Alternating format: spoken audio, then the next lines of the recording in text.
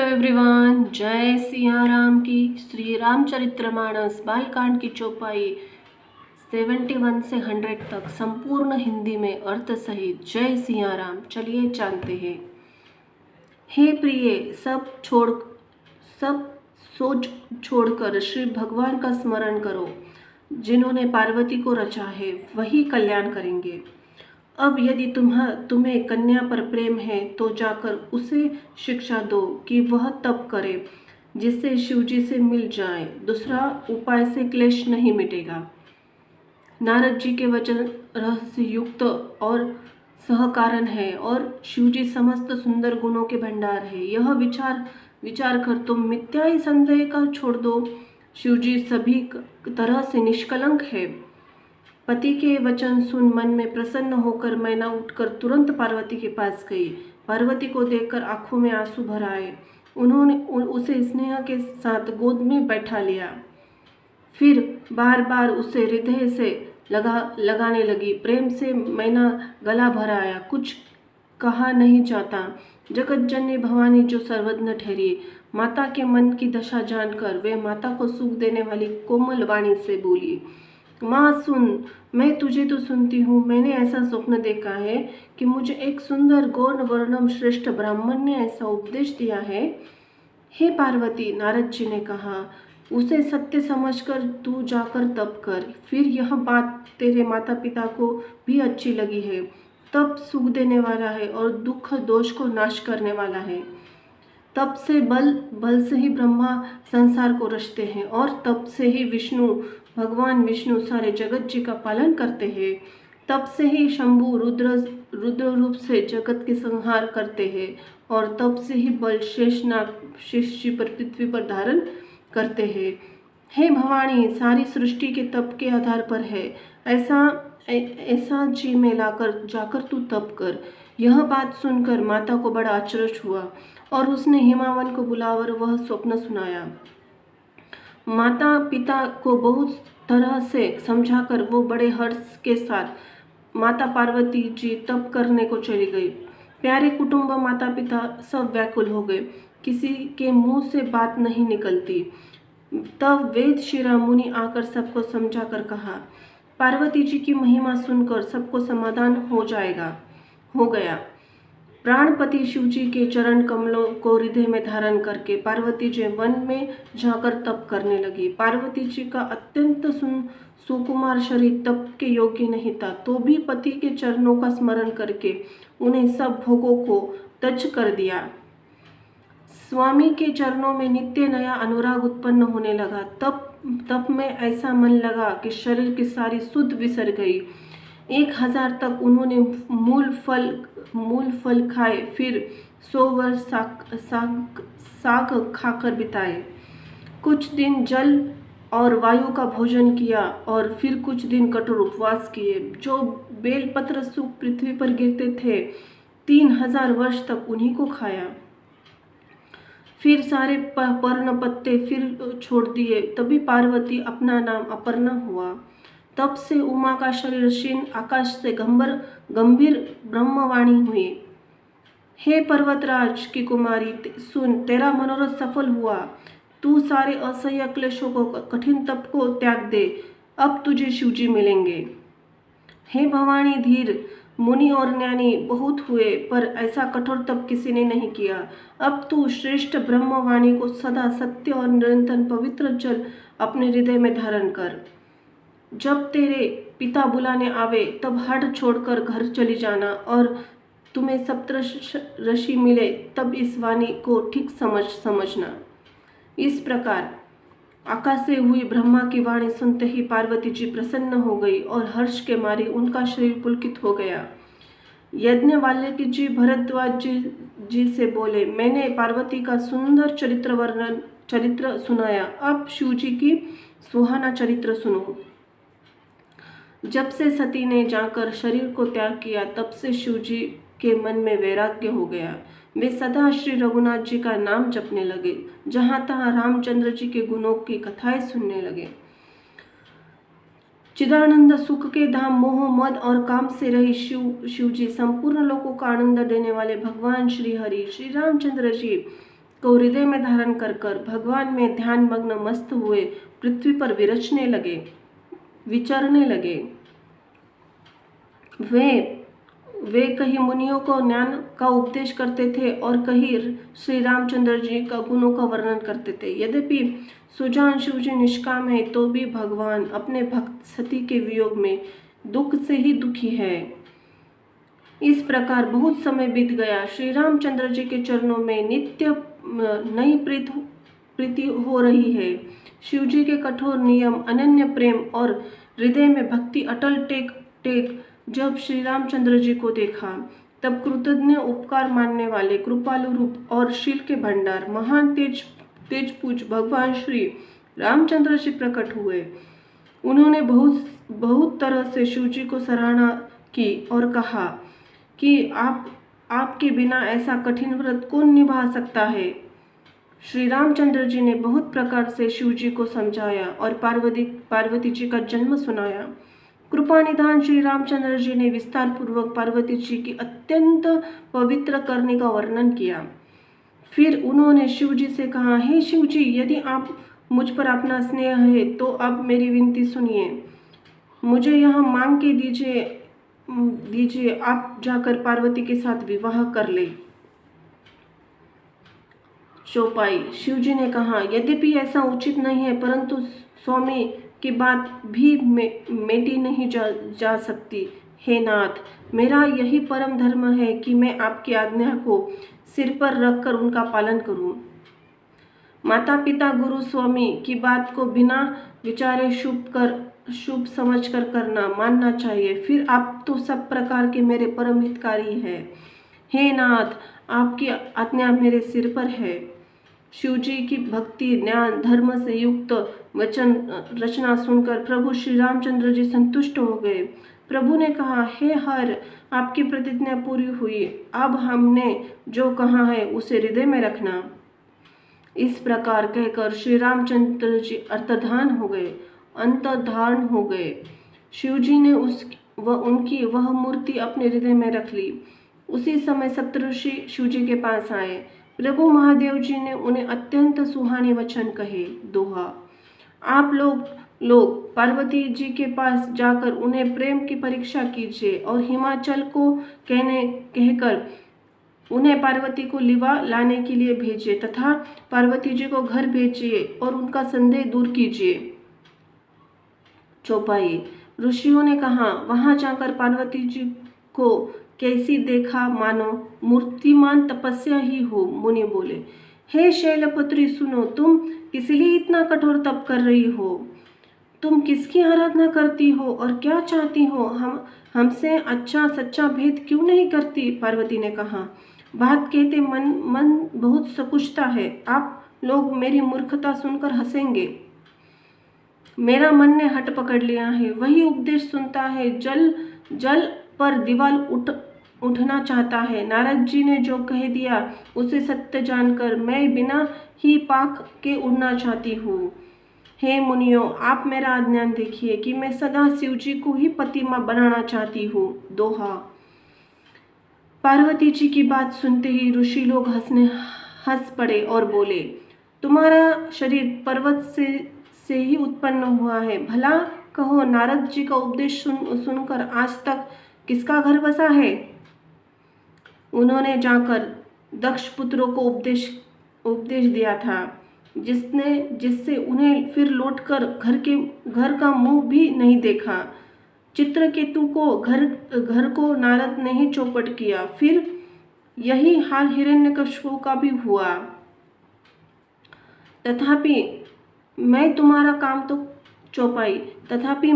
काम तो करूँगा, क्योंकि वे दूसरों के उपकार को परम धर्म कहते हैं। जो दूसरों के हित के लिए अपना शरीर त्याग देता है, संत सदा उसकी बड़ाई करते हैं।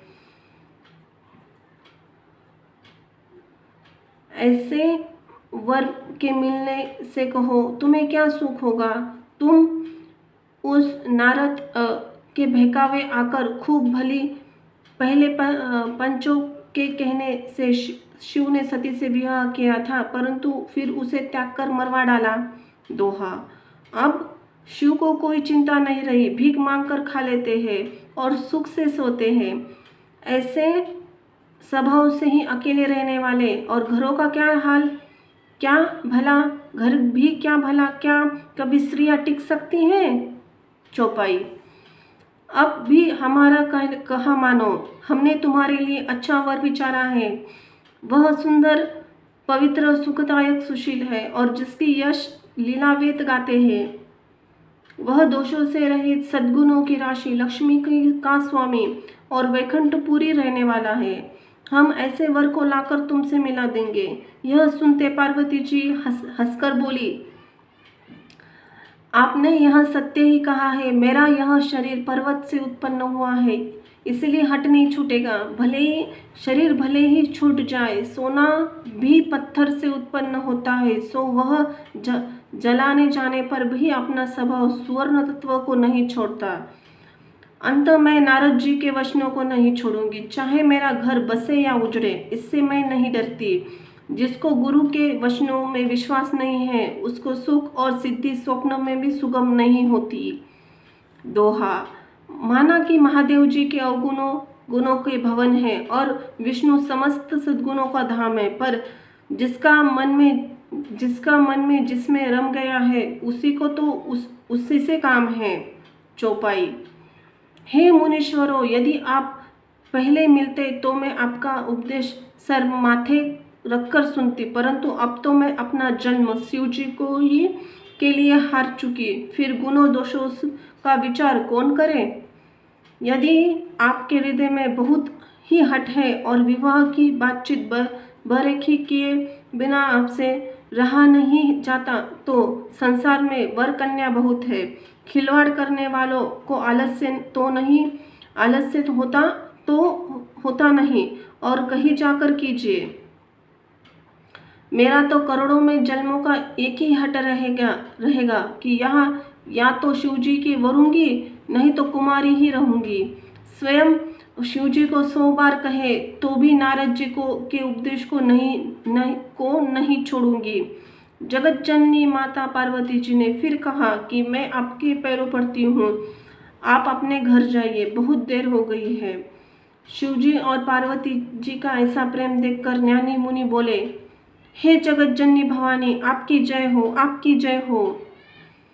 आपकी माया है, आप माया है और शिवजी भगवान है। आप दोनों का समस्त जगत में माता पिता है। यह कहकर मुनि पार्वती जी के चरणों में सिर नवाकर चल दिए।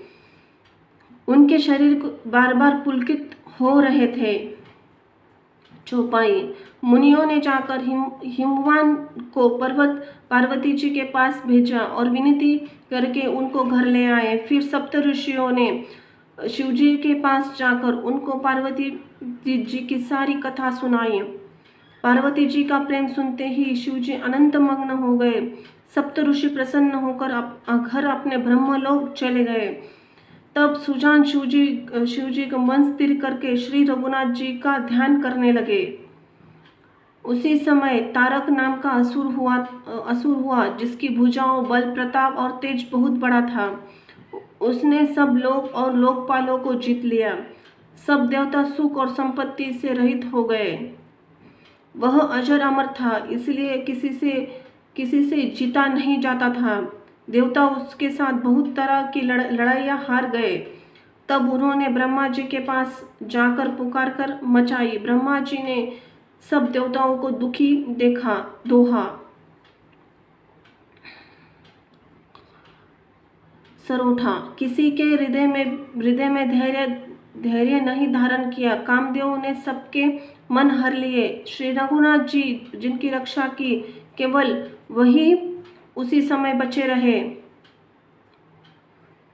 चौपाई। मेरी बात सुनकर उपाय करो, ईश्वर की सहायता करेंगे और काम हो जाएगा। सती जी ने जो दक्ष के यज्ञ में देह त्याग किया था, उन्होंने अब हिमाचल के घर जाकर जन्म लिया है। उन्होंने शिव जी को पति बनाने के लिए तप किया है। इधर शिव जी को सब छोड़कर समाधि लगा बैठे हैं। यद्यपि तो असमंजस की बात, तथापि मेरी एक बात सुनो। तुम जाकर कामदेव को शिवजी के पास भेजो। वह शिवजी मन में शोक उत्पन्न करेंगे, तब उनकी समाधि भंग करेंगे, तब जाकर शिवजी के चरणों में सिर रख देंगे और जबरदस्ती उन्हें राजी करके विवाह कर देंगे। इस प्रकार से भले देवताओं का हित हो और कोई उपाय नहीं है। सबने ऐसा कहा, यह सम्मति बहुत अच्छी है। फिर देवताओं ने बड़े प्रेम से स्तुति की। तब विषम बाण धारण करने वाला और मछली के चिन्ह युक्त ध्वजा वाला कामदेव प्रकट हुआ। दोहा।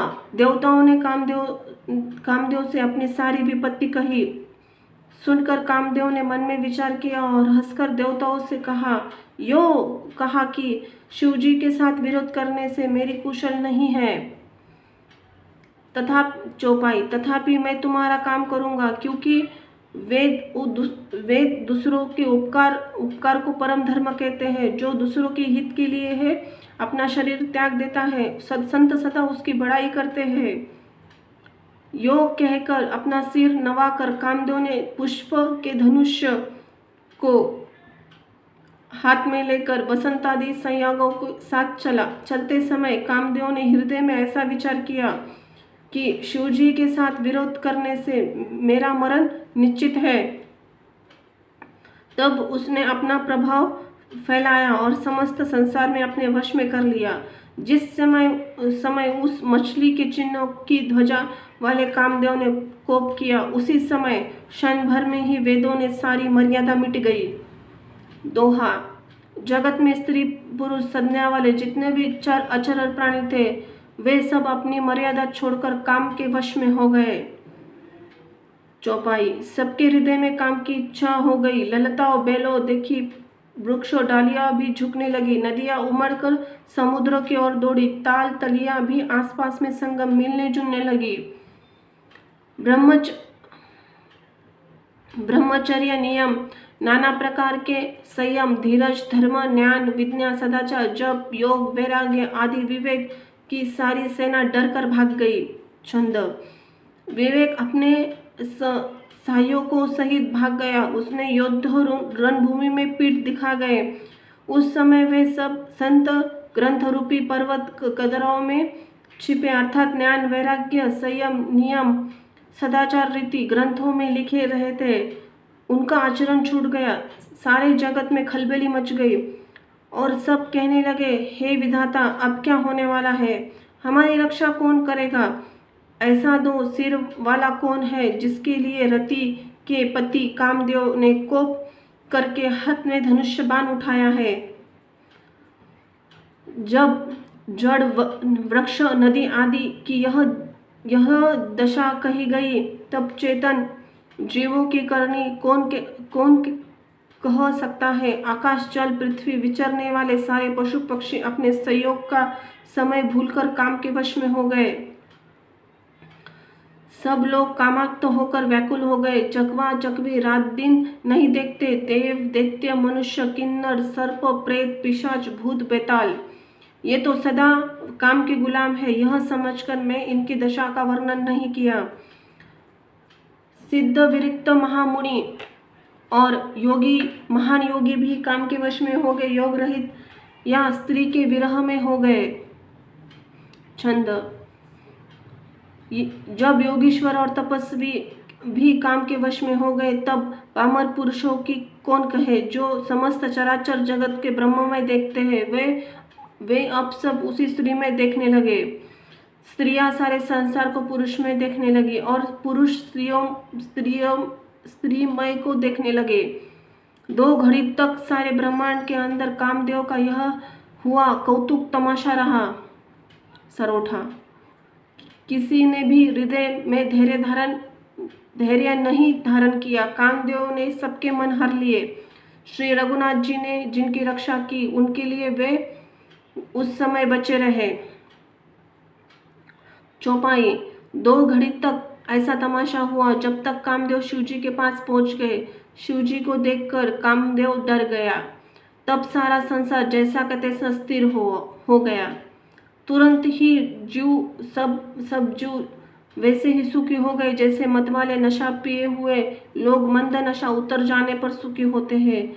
दुरादर्श जिनको पराजित करना अत्यंत कठिन है और दुर्गम जिनका पार पाना कठिन है। भगवान संपूर्ण ऐश्वर्य, धर्म, यश, श्री, ज्ञान, कीर्ति, वैराग्य रूप रूप 6 ईश्वरीय गुणों से युक्त रुद्र महाभयंकर शिव जी को देखकर कामदेव भयभीत हो गया। लौट जाने में लज्जा मालूम होती है और करते कुछ नहीं बनता। आखिर मन में मारने का निश्चय करके ऐसा उसने उपाय रचा। तुरंत ही सुंदर ऋतुराज वसंत ऋतु को प्रकट किया। फूलों, नए पुष्पों की, वृक्षों की कतारें सुशोभित हो गई।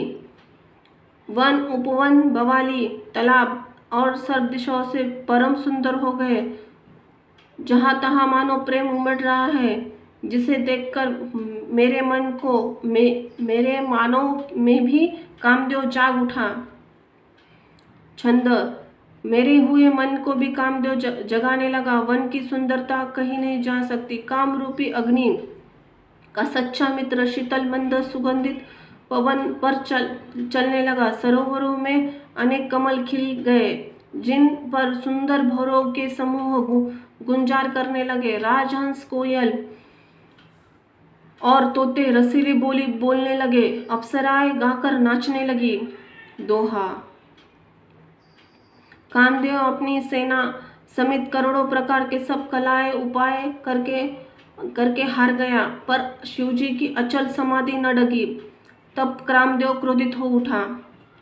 आम के वृक्ष चौपाई। आम के वृक्ष की एक सुंदर डाली देखकर मन में क्रोध से भरा कामदेव उस पर चढ़ गया।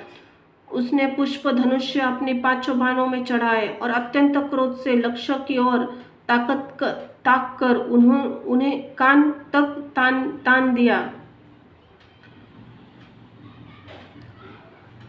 कामदेव ने तीक्ष्ण 5 बाण छोड़े जो शिवजी के हृदय में लगे। तब उनकी समाधि टूटी, वे जाग गए। इधर शिवजी के मन में बहुत क्षोभ हुआ। उन्होंने आंखें खोलकर सब और देखा। जब आम के पत्तों में छुपे हुए कामदेव को देखा तो उन्हें बड़ा क्रोध हुआ, जिससे तीनों लोग कांपने लगे। तब शिवजी ने तीसरा नेत्र खोला। उसे देखते ही कामदेव जलकर भस्म हो गया। जगत में बड़ा हाहाकार मच गया। देवता भी डर गए। दैत्य सुखी हुए। भोगी लोग काम सुख को याद करके चिंता करने लगे और साधक निष्कटंक हो गए। छंद। योगी निष्कटंक हो गए। कामदेव की स्त्री रति अपने पति की यह दशा सुनते ही मूर्छित हो गई। रोती चिल्लाती भांति करुणा हुई वह शिवजी के पास आई। अत्यंत प्रेम के साथ अनेक प्रकार के विनती करके हाथ जोड़कर सामने खड़ी हो गई। शीघ्र प्रसन्न होने वाले कृपालु शिवजी अबला असहाय स्त्री को देखकर सुंदर सांत्वना देने वाले वचन बोले। दोहा। हे रति, अब से तेरे स्वामी का नाम अनंग होगा। वह बिना शरीर के सबको व्यापेगा। अब तू अपने पति से मिलने की बात सुन। जब पृथ्वी के बड़े भारी भार उतराने के लिए यदुवंश श्री कृष्ण अवतार होगा, तब तेरा पति उनके पुत्र प्रद्युम्न के रूप में उत्पन्न होगा। मेरा यह वचन अन्यथा नहीं होगा। शिवजी के वचन सुनकर रति चली गई। अब दूसरी कथा बखान कर विस्तार से कहता हूँ। ब्रह्मादि देवता ने ये सब समाचार सुन उठे तो वे वैकुंठ चले। फिर वहां से विष्णु ब्रह्मा सहित देवता वहां गए जहां कृपा धाम शिवजी थे। उन सब ने शिवजी को अलग अलग स्तुति की। तब शशिभूषण शिवजी प्रसन्न हो गए। कृपा के समुद्र शिवजी बोले, हे देवताओं, कहिए आप किस लिए आए हैं। ब्रह्मा जी ने कहा, हे प्रभु, आप अंतर्यामी तथापि स्वामी, भक्तिवश मैं आपसे विनती करता हूँ। हे शंकर, सब देवताओं के मन में ऐसा परम उत्साह है कि हे नाथ, वे अपने आँखों से आपका विवाह देखना चाहते हैं। चौपाई।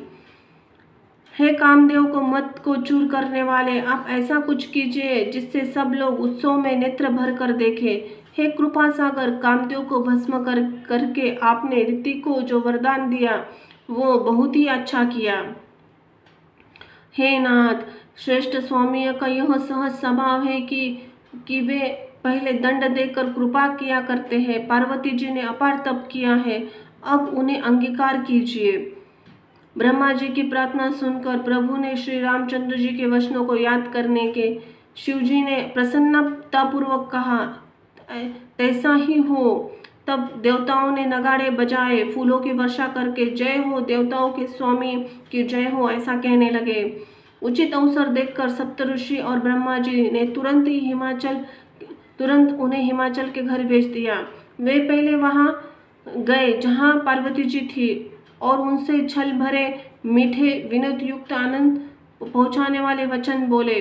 दोहा, नारद जी के उपदेश से तुमने उस समय हमारी बात नहीं सुनी, अब तो तुम्हारा प्रण झूठा हो गया क्योंकि महादेव ने काम को भस्म कर डाला।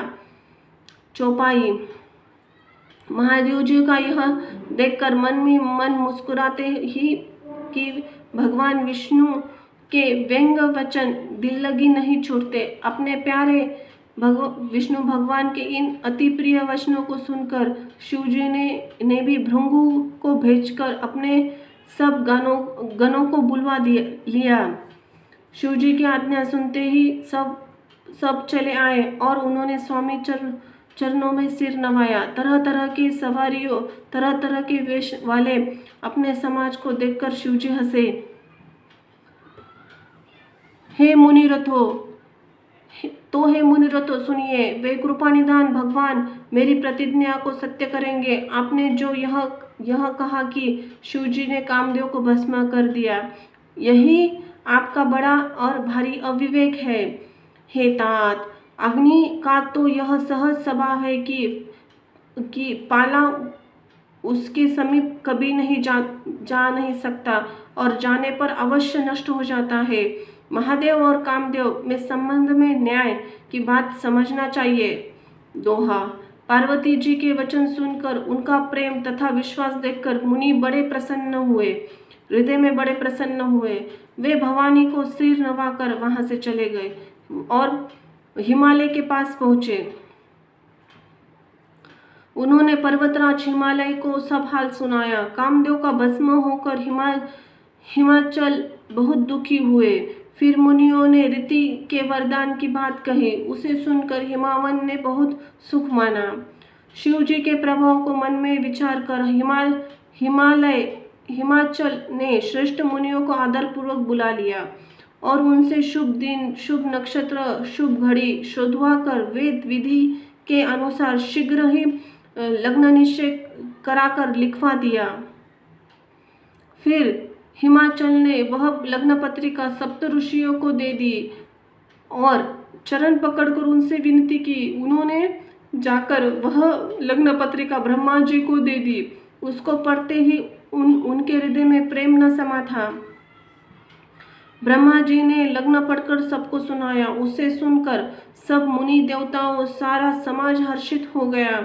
आकाशों और फूलों की वर्षा होने लगी, बाजे बजने लगे और दसों दिशाओं से मंगल कलश सजा दिए गए।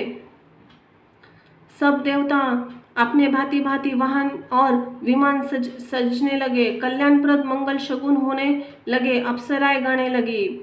शिवजी के गण शिवजी का श्रृंगार करने लगे। जटायु का मुकुट बनाकर उस पर सांपों का मोर सजाया गया। शिवजी ने सांपों से ही कुंडल और कंकन पहने, शरीर पर विभूति रमाई और वस्त्र ही जगह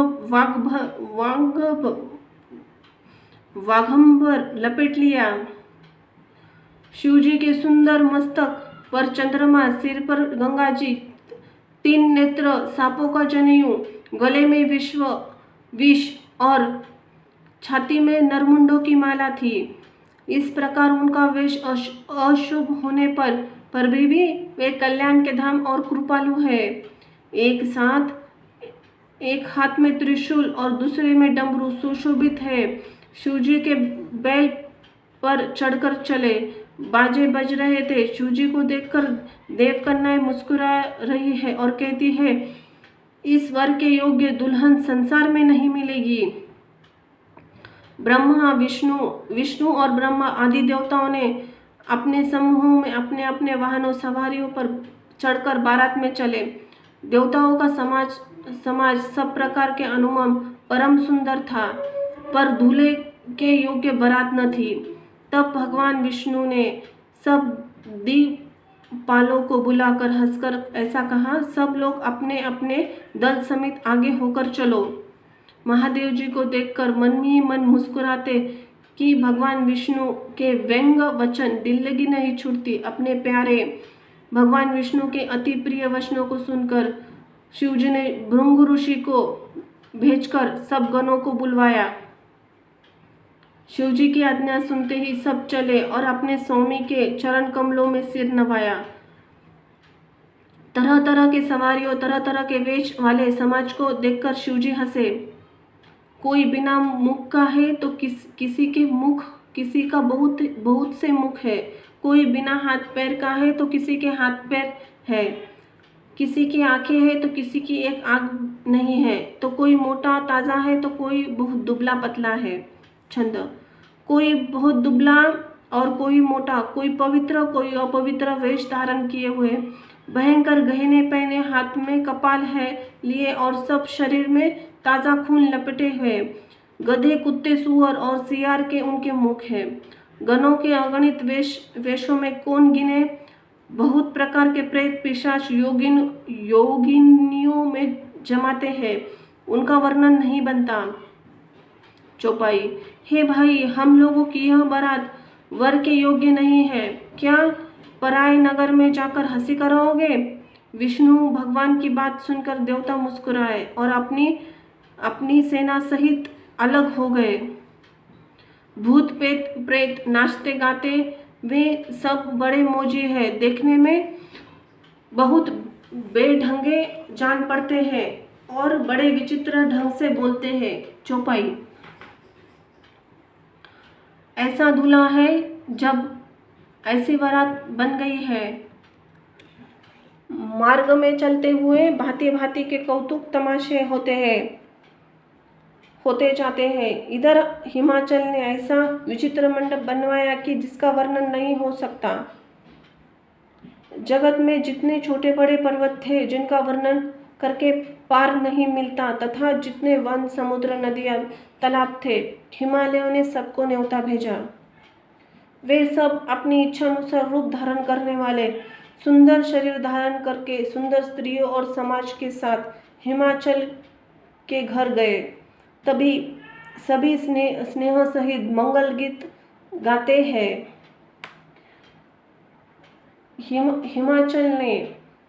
हिमाचल ने पहले ही बहुत से घर सजवा रखे थे। यथा योग्य उन घरों के स्थानों में लोग उतर गए। नगर की सुंदर शोभा देखकर ब्रह्मा की रचना चतुराई भी तुच्छ लगती थी। नगर की शोभा देखकर ब्रह्मा की निपुणता सचमुच तुच्छ लगती है। वन, बाग, कुएं, तालाब, नदियाँ सभी सुंदर है, उनका वर्णन कौन कर सकता है। घर घर में बहुत मंगल सूचक तोरण, ध्वजा, पताकाएं सुशोभित हो रही है। वहाँ सुंदर और चतुर स्त्री पुरुषों की छवि देखकर मुनियों का भी मन मोहित हो जाते हैं। दोहा। जिस नगर में स्वयं जगदम्बा ने अवतार लिया उसका क्या वर्णन हो सकता है। वहाँ रिद्धि सिद्धि संपत्ति सुख नित नए बढ़ते जाते हैं। चौपाई। बारात को नगर के निकट आई सुनकर नगर में चहल पहल मच गई, जिससे उसकी शोभा बढ़ गई। अंगवाणी करने वाले लोग बनाव श्रृंगार करके तथा नाना प्रकार के सवारियों को सजाकर आदर सहित बारात को लेने चले। देवताओं के समाज को देखकर सब मन में प्रसन्न हुए। विष्णु भगवान को देखकर तो बहुत ही सुखी हुए, किंतु तब शिवजी के दल को देखने लगे तब तो उनके सब वाहन सवारियों, हाथी, रथ, घोड़े, बैल आदि डरकर भाग चले। कुछ बड़ी उम्र के समझदार लोग धीरज धरकर वहां डटे रहे। लड़के तो सब अपने प्राण लेकर भागे। घर पहुंचने पर माता पिता पूछते हैं, तब वह भय कांपते हुए शरीर ऐसा वचन कहते हैं, क्या कहे, कोई बात कही नहीं जाती। यह बारात है या यमराज की सेना? दूल्हा पागल है और बैल पर सवार है। सांप कपाल राख और उसके गहने हैं। छंद। दूल्हे के शरीर पर राख लगी है, सांप का कंकाल के गहने हैं। वह गंगा जटाधारी और भयंकर है। उसके साथ भयानक मुख वाले भूत प्रेत पिशाच योनियों और राक्षस है। जो बारात को देखकर जीता बचेगा, सचमुच उसके ही बड़े पुण्य है। और वही पार्वती का विवाह देखेगा। लड़कों ने घर घर यह बात कही। दोहा। महेश्वर शिवजी का समाज समझकर सब लड़कों के माता पिता मुस्कुराते हैं। उन्होंने बहुत तरह से लड़कों को समझाया कि निडर हो जाओ, डर की कोई बात नहीं है। चौपाई। आगवन लोग बारात को लिवा लाए। उन्होंने सबको सुंदर जनवास से ठहरने को दिए। मैना पार्वती जी माता ने शुभ आरती सजाई। उनके साथ स्त्रियां उत्तम मंगल गीत गाने लगी। सुंदर हाथों में सोने का थाल सुशोभित है। इस प्रकार मैना हर्ष के साथ शिवजी की परछन करने चली। जब महादेव जी को भयानक वेश में देखा, तब स्त्रियों के मन में बड़ा भारी भय उत्पन्न हो गया। बहुत ही डर के मारे भागकर वे घर में घुस गई और शिवजी का जहाँ जनवासा था वहां चले गए। मैना के हृदय में बड़ा दुख हुआ। उन्होंने पार्वती जी को अपने पास बुलवा लिया और अत्यंत स्नेह गोद में बैठाकर अपने नीलकमल के नेत्रों में आंसू भरकर कहा, जिस विधाता ने तुमको ऐसा रूप दिया, उस मूर्ख ने तुम्हारे दूल्हे को बावला कैसे बनाया। छंद। जिस विधाता ने तुमको इतनी सुंदरता दी, उसने तुम्हारे लिए ऐसा वर बावला कैसे बनाया। जो फल कल्पवृक्ष में लगना चाहिए, वह जबरदस्ती बाबुल में लग गया है। मैं तुम्हें लेकर पहाड़ से गिर पड़ूंगी, आग में जल जाऊंगी या समुद्र में कूद पड़ूंगी। चाहे घर उजड़ जाए और संसार में अपकीर्ति फैल जाए, पर जीते जी इस बावले पर वर से तुम्हारा विवाह नहीं करूंगी। दोहा। हिमाचल की स्त्री मैना को दुखी देखकर सारी स्त्रियां व्याकुल हो गई। मैना अपनी कन्या के स्नेह को याद करके विलाप करती, रोती और कहती थी, मैंने नारद का क्या बिगाड़ा था, जिसने मेरा बसता हुआ घर उजाड़ दिया और जिसने पार्वती को ऐसा उपदेश किया, उसने बावले वर के लिए तप किया। सचमुच उनके न मोह किसी का मोह है, न माया। न उसके पास धन है, न घर है और न ही स्त्री ही है। वे उदासीन है, इससे वे दूसरों का घर उजाड़ने वाले। उन्हें न किसी की लाज है, न डर है। भला बांझ स्त्री की प्रसव की पीड़ा क्या जाने। भला बांझ स्त्री प्रसव की पीड़ा क्या जाने। माता को विलकर देखकर पार्वती जी ने विवेक युक्त कोमल वाणी बोली, हे माता, जो विधाता रच देते हैं वह टलता नहीं है। ऐसा विचार कर तुम सोच मत करो।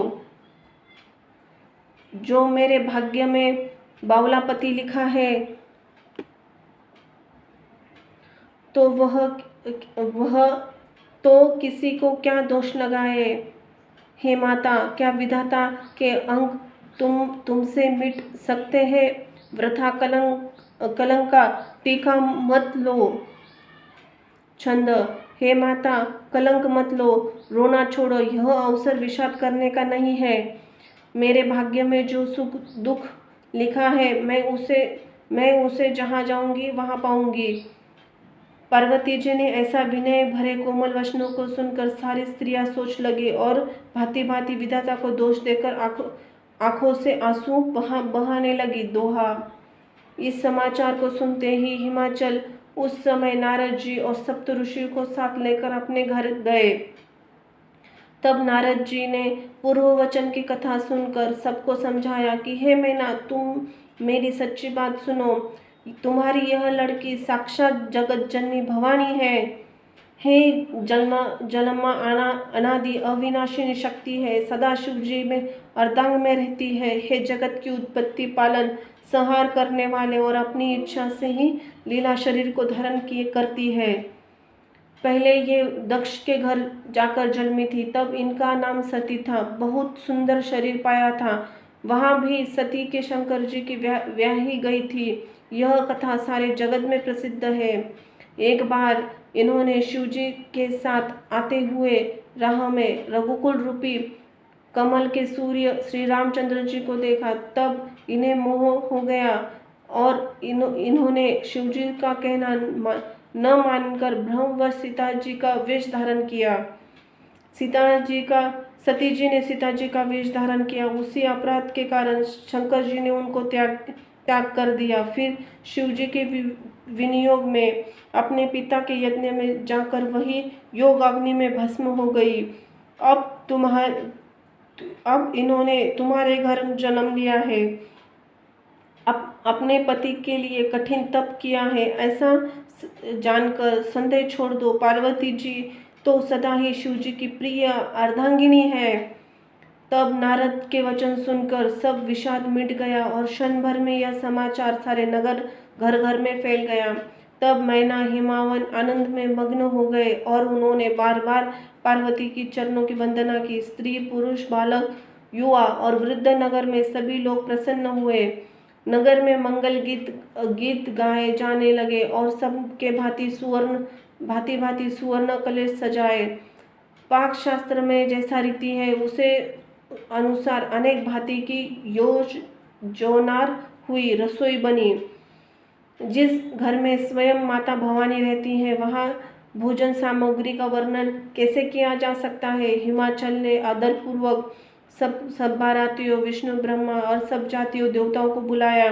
भोजन करने वाले बहुत ही पंक्ति से बैठे चतुर रसोइया परोसने लगे। स्त्रियां मंडलियां देवताओं को भोजन करते जानकर कोमल वाणी से गालियां देने लगी। छंद। जब सुंदर स्त्रियां मीठे स्वर में गालियां देने लगी तब व्यंग भरे वचन सुनने लगे। देवगण विनोद सुनकर बहुत सुख अनुभव करते हैं, इसलिए भोजन करने में बड़ी देर लगा रहे हैं। भोजन के समय जो आनंद बढ़ाकर करोड़ों मुंह से भी वह नहीं कहा जा सकता। भोजन कर चुकने पर सबके हाथ मुंह धुलवा कर पान दिए गए। फिर सब लोग जो जहाँ ठहरे थे वहाँ चले गए। दोहा। फिर मुनियों ने लौटकर हिमावन के लगन की पत्रिका सुनाई। विवाह का समय देखकर देवताओं को बुलवा भेजा।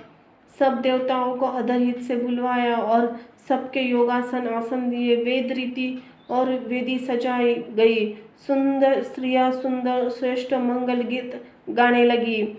वेदिका ने एक अत्यंत सुंदर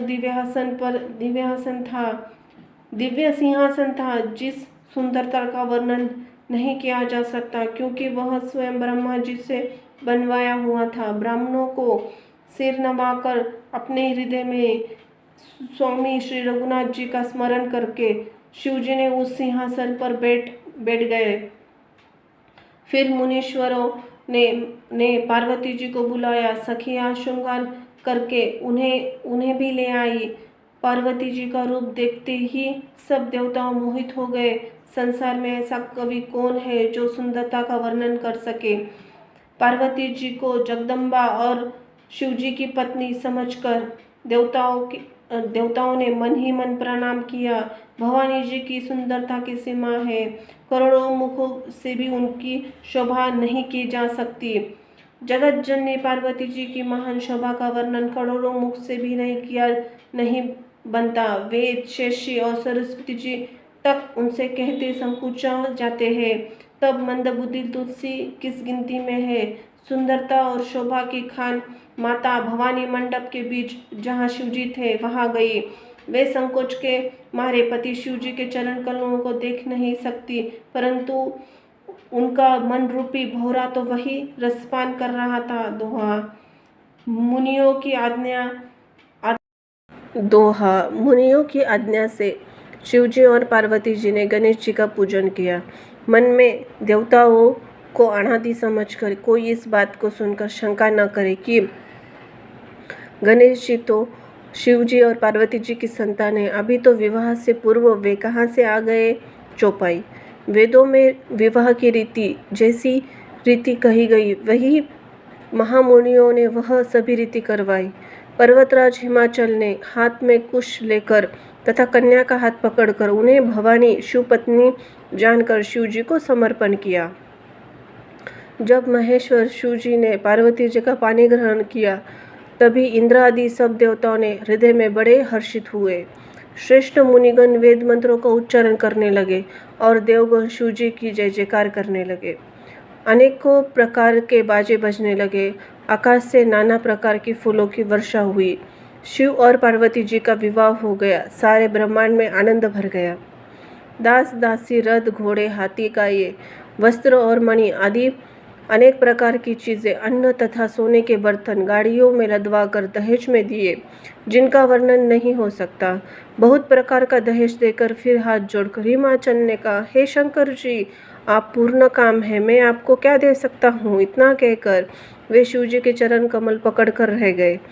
तब कृपा सागर शिवजी ने अपने ससुर का सभी प्रकार से समाधान किया। फिर प्रेम से परिपूर्ण हृदय में मैना जी ने शिव जी के चरण कमल पकड़े।